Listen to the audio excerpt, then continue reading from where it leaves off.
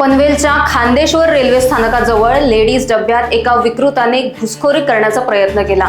महिलांनी आरोपीला ताब्यात घेण्याचा प्रयत्न केला। त्यावर संतप्त झालेल्या शेख अख्तर नवाज शेखने दरवाजात उभ्या असलेल्या श्वेता हिला धावत्या लोकल बाहेर ढकलले।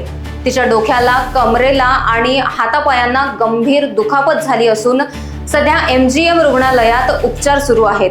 GRP पोलिसांनी तात्काळ कारवाई करत आरोपीला अटक केली आहे। घडलेल्या घटनेने लेडीज डब्याच्या सुरक्षेवर प्रश्न उपस्थित केला आहे।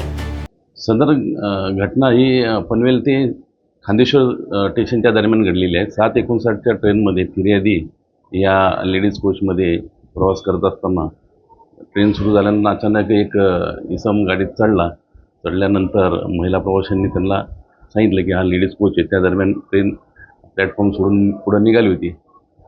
सदर माथे फिरवला त्याचा राग आल्याने त्यांनी त्याला फिर्यादीला खाली ढकलून दिले ट्रॅकमध्ये।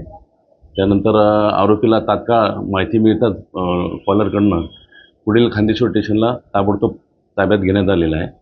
त्या दरम्यान फिर्यादी यांना औषधोपचार देऊन फिर्यादी पोलीस स्टेशनला हजर होताच त्यांची गंभीर स्वरूपाची तक्रार आपण घेतलेली आहे। खुनाचा प्रयत्न आणि रेल्वेमध्ये महिला कोचमध्ये अवैधरित्या प्रवास करणे आणि विदाऊट तिकीट प्रवास करणे अशाप्रमाणे गुन्हा दाखल आहे। सदर आरोपीस 3 दिवस पोलीस कस्टडी मिळाली आहे।